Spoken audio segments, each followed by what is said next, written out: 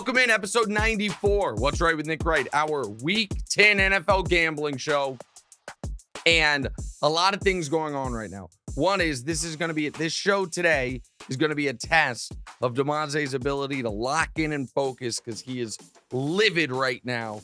Because after I gave him a hard time a few weeks ago about not having his AirPods, he double checked to make sure he had them on the ride to the studio and now fears he left them in the ride to the studio. And there is nothing in the world that frustrates my son more than that type of mistake. Yeah. He is right now on if he walked out of this studio and got hit by a car, he would not be as frustrated as he is this very moment. And then you add to it the layer of, and then we'll talk about the good things going on. You add to the layer of Damonza learned a new gambling lesson last week, which is it didn't end up even costing him his bets. Because after hitting a 5-team parlay 2 weeks ago, last week flew a little too close to the sun, tried some 6 and 7-teamers, didn't work.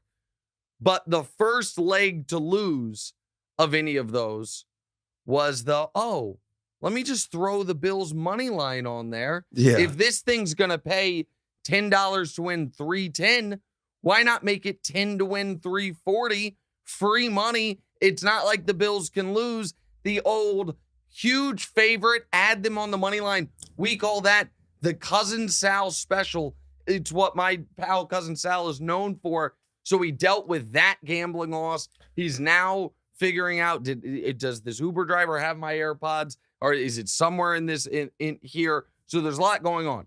So, the yin and the yang, if you will, a little rough, 96 hours for the wonderful Damonza. I, on the other hand, am flying higher than a kite.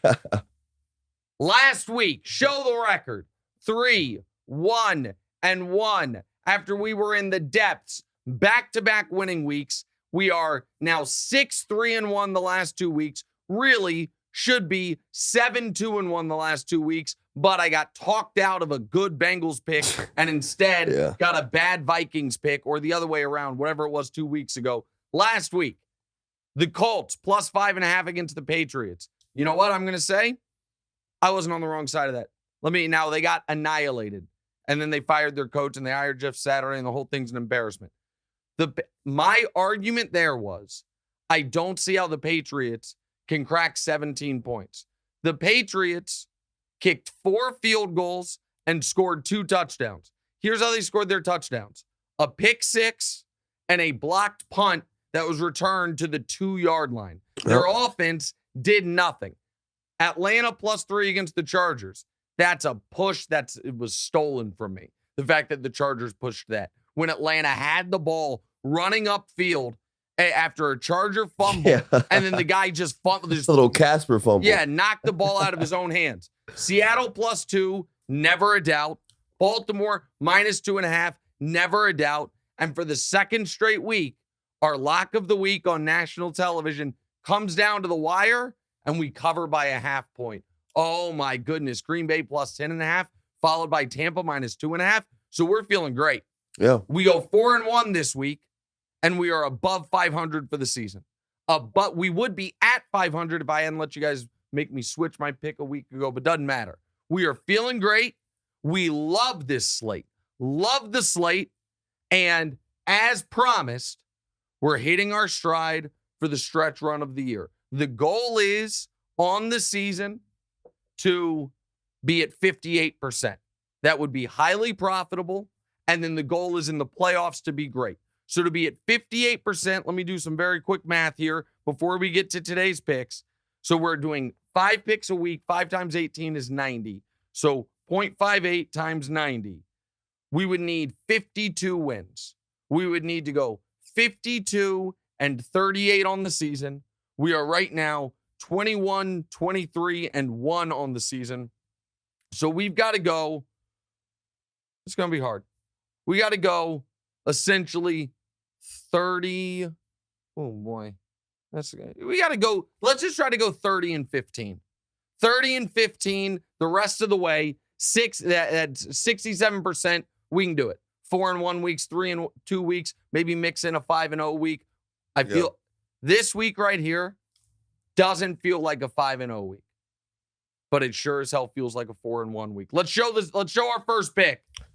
Tennessee, -2.5 at home against Denver. Now, there is some questions about Ryan Tannehill's health. We are recording this on Thursday. We don't yet have the Thursday injury report. However, here is what is going into my pick here. Ryan Tannehill briefly kind of warmed up against the Chiefs game, against the Chiefs in that game. That's a good sign. He did not participate in practice. He was a limited participant in practice on Wednesday. So it's trending in the right direction. So if Tannehill, I believe, is likely to play, even if it's limited, what on earth would make anyone think the Titans should not be at least 4-point favorites against Denver? Denver's been awful. I know they're coming off a win in London, and then they got the bye. I get that. Tennessee, on the other hand, Derrick Henry has been unstoppable. The biggest mistake they made in that Chiefs game was not giving him the ball more. Malik Willis will either have at least some experience if he is starting, and they'll have more experience figuring out what he can and can't do, or more likely Ryan Tannehill's there. More importantly, you know exactly what Denver is going to try to do offensively, which is nothing, and then take some deep shots with Russ. That Titans defense, what did it show against the Chiefs? Gave up a ton of yards, but was really good against the Chiefs. And if not for Patrick Mahomes, and the Chiefs got no huge plays, if not for Patrick Mahomes with his legs, the Chiefs lose that game. Well, Russell Wilson won't run. Biggest plays of the game, 3rd and 17, Mahomes scrambled. 3rd and 9 in the red zone, Mahomes scrambled for a touchdown. 2-point conversion, Mahomes scrambled for that. Russ is not doing that. The Titans are a good team. They're at home. Denver's a bad team. They're on the road. We're laying less than a field goal. We love Tennessee -2.5.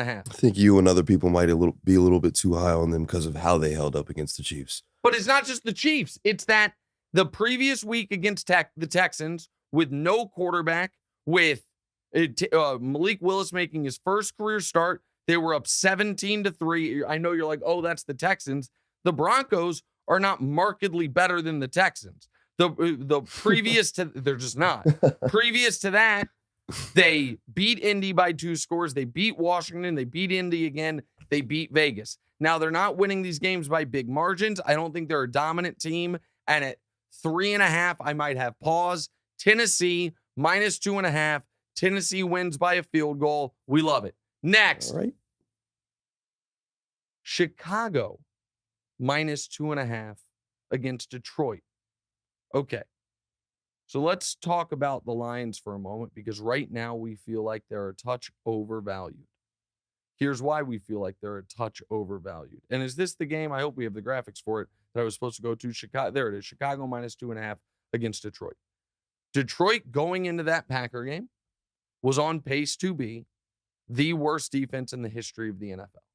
Points-wise. Give up more points than any team ever in the history of the NFL. In that Packer game, it's like, oh, the defense turned a corner. Did it? Aaron Rodgers was at the 1-yard line, threw the ball into a defensive lineman's helmet. Aaron Rodgers was then again at the 1-yard line, threw an interception on a pass to a left tackle. Aaron Rodgers was then again inside the 25, threw an interception at the goal line once again. They then, at the end of the game, drove into the red zone, and Rodgers missed the pass. So while the Packers were not able to do anything offensively from a points perspective, they were able to move the football. And then you have Chicago. Justin Fields, now that he is being allowed to run, is one of the most dynamic, threatening players in the entire league.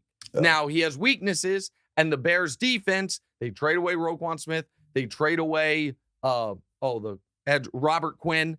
So there are some issues with them defensively. I don't know that Detroit can take advantage of those issues right now. That offense has come back down to earth. Detroit, you have two teams that feel very differently about their losses last week. Chicago feels great about its loss. Chicago feels like the refs screwed them at the end. They hung 30-some points on Miami. They finally have an identity on offense. And Detroit didn't lose last week. I misspoke. Chicago feels about their loss motivated. Detroit, I wonder, with that win against Green Bay, I don't want to say Think complacent. they're better than they are? Well, it may be a little satisfying. What I know is this, at less than a field goal in Soldier Field, when Detroit's offense has been a team that is only dominant when it's at home, I really like Chicago. I like Justin Fields here. Chicago -2.5. All right, one more favorite, then we've got a couple underdog picks. So this, to me, is a must bet. I understand the Raiders are an embarrassment. I understand they have a worse time holding leads than any team I can remember. And laying 6 points feels like a lot. However, they are playing a team in the Indianapolis Colts that fired their play caller and then had the worst offensive performance of any team in football all year last week against the Patriots. They then fired Frank Reich and hired a guy who's never been a coach at any level but high school out of the ESPN studios and Jeff Saturday. So I expect, and they promoted to play caller some 30-year-old. Right. So I expect a number of things from the Colts. One is for the offense with Sam Ehlinger, a 6th-round second-year player at quarterback, with nobody left on the offensive staff coming off an impossibly bad performance. I expect the offense to be disjointed, disorganized. That's from the offensive side. From the team as a whole, I expect there to be veterans in that locker room that feel insulted and betrayed by the fact that this team has benched Matt Ryan. Now, he wasn't playing well, but he gives you a better chance to win than Sam Ehlinger. Fired the coach and then brought in this guy. And I think there are going to be guys that have checked out on this season. The Raiders, on the other hand, Josh McDaniels does not want to be one and done. And the Raiders also, 3 times this year in losses, have been up 17 points. Been up 3 scores in games they have ultimately lost. Now, that's pathetic by them, but it also means they can move the football. Their wins, so the Raiders this year were up 17 on Arizona and lost, beat Denver by 2 scores, were up 17 on Kansas City and lost, beat Houston by 3 scores, were up 17 on Jacksonville, the prince that was promised. You guys wouldn't let me bet him. I'm very upset with you guys about that, and lost. I mean, what? I mean, didn't you end up still betting on them? No, that was a couple weeks ago. That was 2 weeks ago. Right. And so the Raiders are going to move the football. The Colts. The question to me is very simple. Go ahead. Are we sure that Jeff Saturday isn't a worse coach than Josh McDaniels? Are we sure that he is a worse coach? Yes, I'm sure. Just out of Josh McDaniels not good, principle, but out of principle. This is an opportunity. There are certain opportunities come along. There are no sure things in gambling. I understand that, but I don't know that the Colts are going to be underdogs of less than a touchdown again the rest of the year. If they play Houston again, maybe, sure. But the being able to bet against whatever the hell they're doing in Indy and not having to lay a full touchdown is an opportunity we must take. And the real question is, do you think the Raiders are getting to 17? If the answer is yes, then they cover, because the Colts are not breaking 10. The Colts are not breaking 10. The Raiders, I believe, are going to blow them out. So I will lay the full 6 points in Vegas with the Raiders. What's up? Jeff Saturday were in here. He'd be real fiery right now. Oh, yeah. Listen, he gives a good press conference. The guy's a media professional. Well, We talked more on Thursday's pod about that hire, so I don't want to spend time on it here, but Vegas -6. All right. Now a couple of dogs. The Chargers getting a full 7 in San Francisco against the Niners. Now, the injury report discrepancies here is concerning. Yeah. The Chargers are super banged up. The Niners are getting healthy. However, and the Chargers not been able to defend the run for a couple of years, the Niners are just going to want to run the football. I understand all of that. With that said, the Chargers are sneaky alive for the AFC West still. They have 5 wins. The Chiefs have 6. The Chargers escaped with a victory last week. They are not going to roll over, and the Chargers know that in the AFC, they're not going to win the AFC West. So for the AFC the wild card spots, you're going to have the Dolphins, the Jets, the Bengals, and the Chargers. Those 4 teams fighting with only 1 spot available. Those 4 teams fighting, with only 3 spots available. One of those teams is what I'm trying to say is not going to make it, is a critically important game. I do not think they win outright, but I do think that this is a game they could win outright. They have the better quarterback by far, and I expect it to be close. And worst case scenario of the Niners being up big, the Chargers have the firepower in the offense, even with the injuries, where they can backdoor cover. 7 is too many points. This is not a game we're going to tease. This is a stay away on the teaser stuff. But the Chargers getting a full 7 in San Francisco, it's too many points. It should be San Francisco -6, San Francisco -5.5. The full 7's too attractive. Pass up. We're jumping on it. Speaking of too many points, final game of the weekend that we're picking. Washington +11 against Philly. Washington is frisky with Taylor Heineke. Philly has not been, they have not trailed in the second half this year. It's pretty amazing. This is a divisional game. It's national television. These types of games are not blowouts. And Washington, again, the full 11 is like the 10.5 with Green Bay, where even a game like Green Bay Buffalo that is a blowout, you're still almost always just 1 touchdown drive away from covering. I don't think Washington can win, but I also think Washington is looking at it like we are absolutely alive for the playoffs. I don't view them as alive for the playoffs, but from a record perspective, like the hunger of beating an undefeated team. I feel like they got nothing to lose.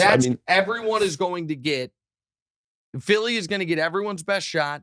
It's a divisional game. It's too many points. It's the only significant favorite of the weekend.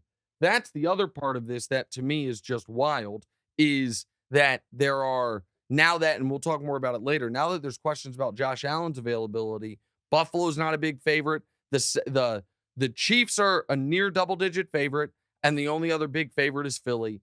It's too many points for a divisional matchup for a team that's not a terrible team. Washington +11. So our 5 picks this week, we got 2 favorites of less than a field goal at home. Tennessee -2.5 and Chicago -2.5 against 2 awful teams, Denver and Detroit.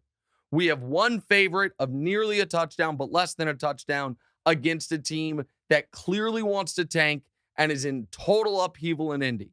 And then we're grabbing the points with the Chargers plus a full 7 against, I'm getting 7 points and I have the better quarterback. I like that. And then Washington, it's just too many points. Well, it should be a 9.5 point line. It's an 11 point line. Washington +11. But by the way, someone sent me the clip. The last time I did this, about a nationally televised game where a team was just getting too many points, the Bills-Packers game, someone sent me the clip. I nailed it to the number. Yeah. Like I said, there's absolutely a scenario where this thing ends 27-17 with Green Bay backdoor covering, and it ended 27-17. Now, those bets you haven't yet experienced, and you're not going to believe the odds on them because they're almost impossible to win. Oh, the guessing final score? The exact score bets that pay like 100 to 1 and 200 to 1. Those seem right up your alley. So there's our 5 picks for the week. We got another dozen games to go through. We'll put them in our 4 categories: stay away, be careful, and perfectly priced. That's next. What's right?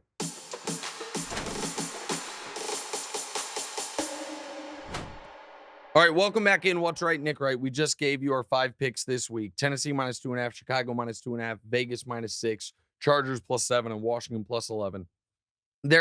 You guys will have already seen Thursday Night Football. I was kind of upset last week because Thursday Night Football last week I nailed, but we don't do those picks anymore because people have already seen the game. But Thursday night last week, I said on the show, I just thought it was too many points with the Eagles against the Texans. And I think ended up going off at 13.5. The Texans lost by 12.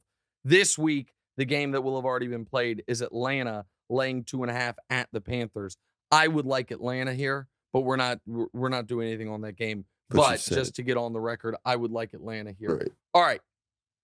Stayaways, 3 games.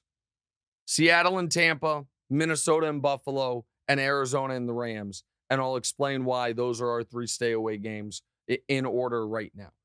Seattle is getting 2.5 points against Tampa in Germany. You want me to pick Seattle, correct, Damonza? Yeah, as always. You like Seattle here. Yeah. I understand that. Why am I staying away from this game?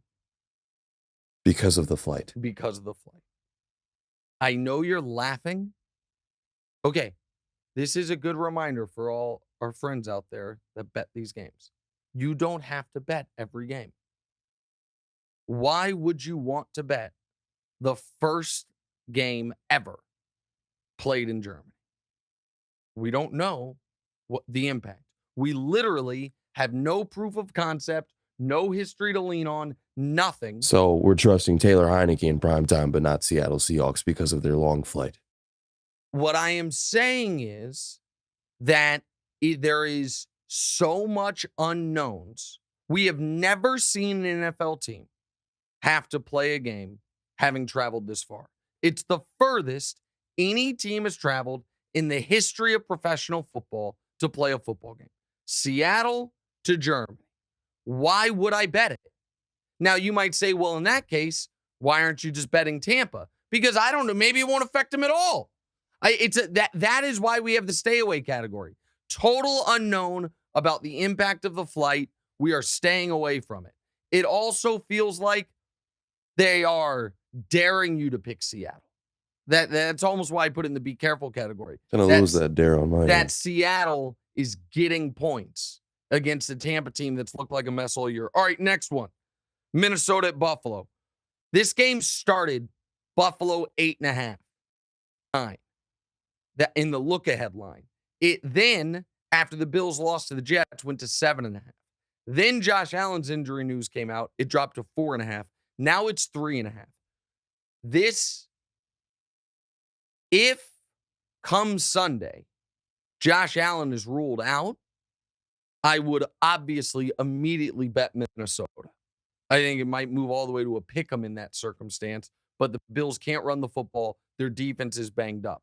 But because there is a real question about the health of the Bills' most important offensive player by a mile, I can't handicap this. If Josh Allen plays, Buffalo -3, and the line will move again. But right now, if you knew what Josh Allen's playing status is, you could get 3 points of value in either direction.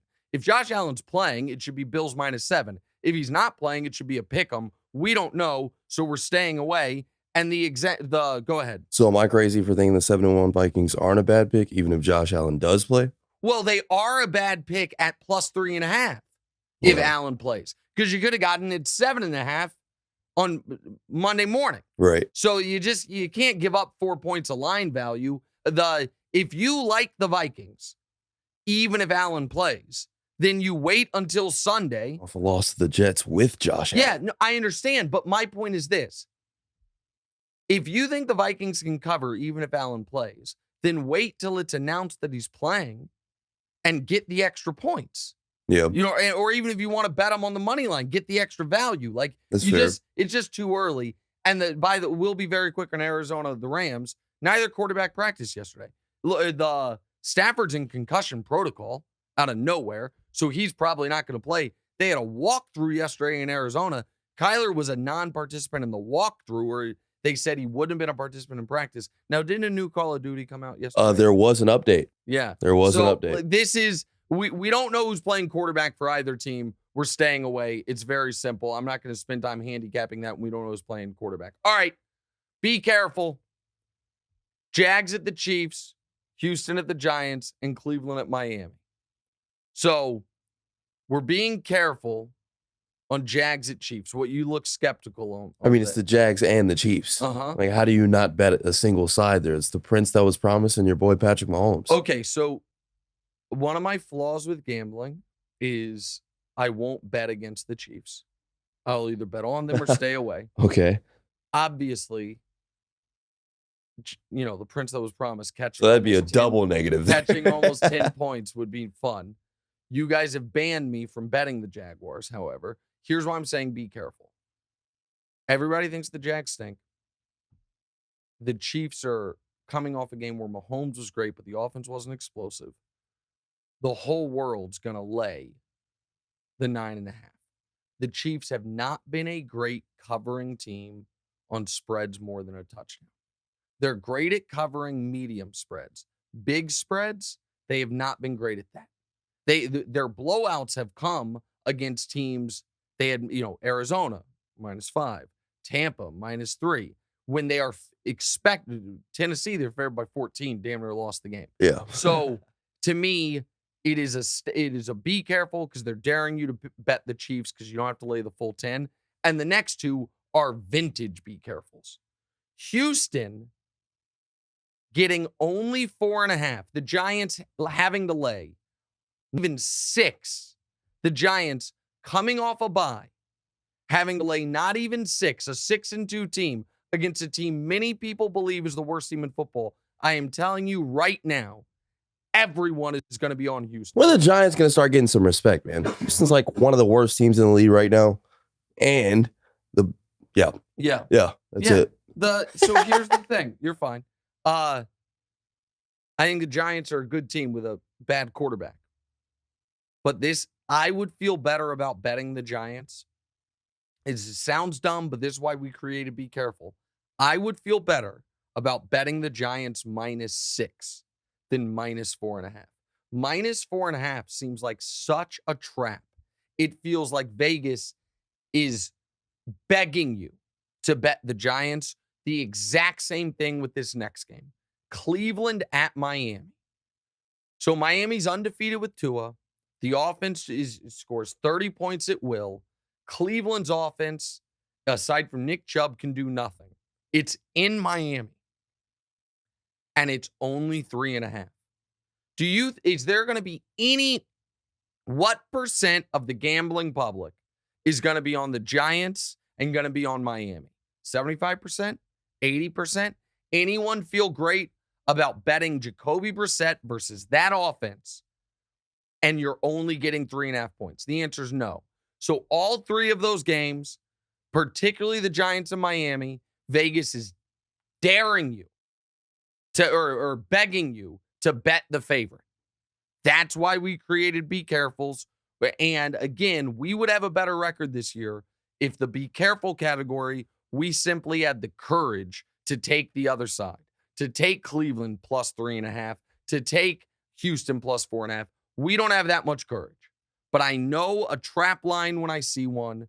Everyone felt like it should have been Giants -6 and that it should be Miami -7. The fact that it's Giants -4.5, Miami -3.5, to me, it's not value. It's a trap. We're staying away. And then the last 2 perfectly priced. One I don't care about at all, and the other's actually pretty interesting, but I think they priced it just right. New Orleans at Pittsburgh is the one I don't care about at all. Pittsburgh getting 1.5. We'll see what TJ Watt's status is. New Orleans stinks. Both these offenses stink. It's going to be a terror. No one's going to watch this game. I don't want to spend any more time on it. I don't even know if it's perfectly priced. I just know I didn't want to spend the time handicapping it. I'm out on that game. No interest in watching it or gambling on it. Is there anything you want to say? I mean, Mike Tomlin has covered 83% of his games as a home underdog. Andy Dalton is the road dog favorite. Pittsburgh is off the bye. You're missing on this one. All right, this is the second time you've given me Mike Tomlin news that I didn't know about. Yeah. That is fascinating. He's covered 83% of his games. You guys are a great as a home coach. dog. 83% is a big number. I might, you know what? I think that also happens to be the best in NFL history. Wow. I might be missing on this one.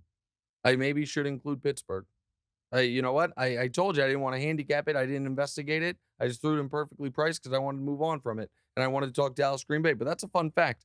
So Dallas at Green Bay, the reason I think this is perfectly priced is you can't make Green Bay a full touchdown underdog at home when they are desperate. With that said, I don't see how Green Bay is going to be able to move the football against that Dallas defense. So I feel like 4 would be too little. I feel like 7 would be too much.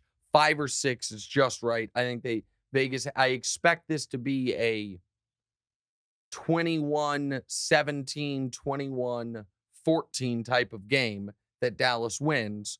24-17, 24-20, right in there in that, 4, 5, 6, 7 point range. So I think 5's the right number. So you see Rodgers losing 6 in a row, even being that absolutely. I think the Packers stink, and I think Rodgers might be cooked. We talked about that on Thursday's show. So there it is. So we've got our 3 categories. Stay away from Seattle, Tampa, Minnesota, Buffalo, and Arizona and the Rams. Be careful laying the 9.5 with the Chiefs, the 4.5 with the Giants, or the 3.5 with Miami. And perfectly priced. Maybe I missed on Pittsburgh. It sounds like Damonza and our producers had some good Pittsburgh numbers. And Dallas, Green Bay, everyone's going to watch it. You don't need to gamble on it. All right. We are red hot on these locks. I can't remember the last time we didn't get a lock right. We'll give you our lock. We'll see. Damonza, unfortunately, not red hot on his picks. We'll see if he has picks. We'll update you on the $500,000 survivor pool I'm in, because we have a, call it, interesting update. We'll do all that. All that's as we wrap up episode 94, the Week 10 Gambling Show on What's Right.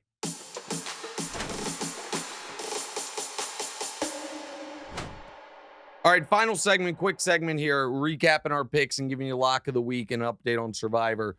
So our picks this week, Tennessee -2.5, Chicago -2.5, Vegas -6, Chargers +7, Washington +11. Now, I know what the right move is going to be. I know what our lock of the week is going to be. But of those, Damonza, do you have one that jumps out to you? Is there one that you think should be the right move of our 5 picks this week? You steered me right a couple weeks ago, so I'll listen to you. I know what I'm going with, actually. I won't be listening to you. I just want to see if one of them, it jumps out to you. Is there one? I need an answer. You gotta Chicago. move.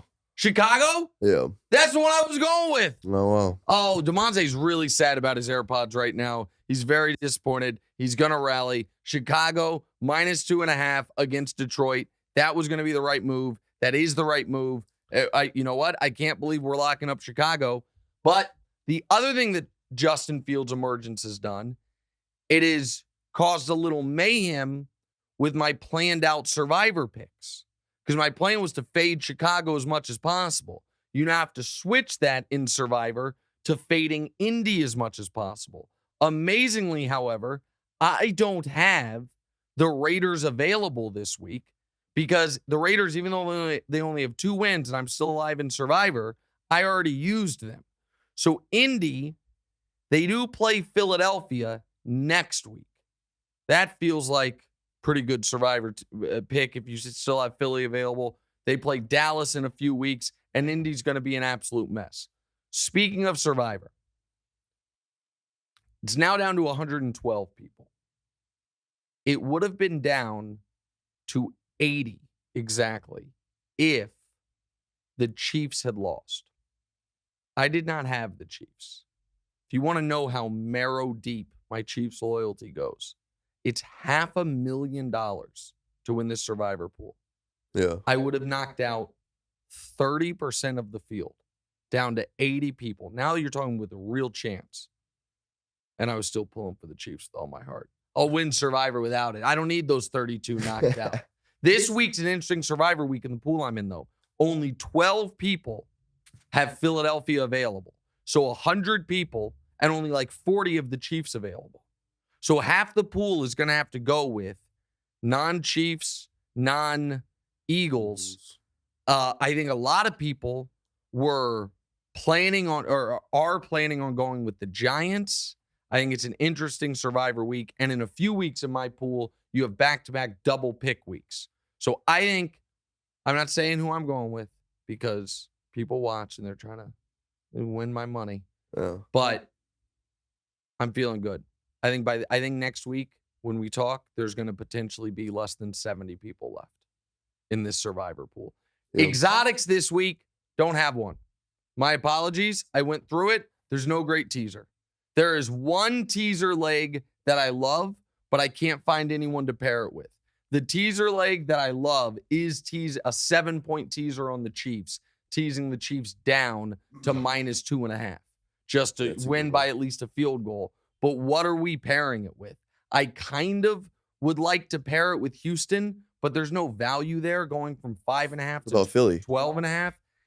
A Philly, if it were 10 or less, yes. But if you're going to do a 7-point teaser on a favorite, you want to be able to get it through at least through the 4 and really through the 3. And Philly's an 11-point favorite. So it just gets you to, so there's no great, the teaser legs that would make the most sense would be teasing Denver from 2.5 up to 8.5 or 9.5.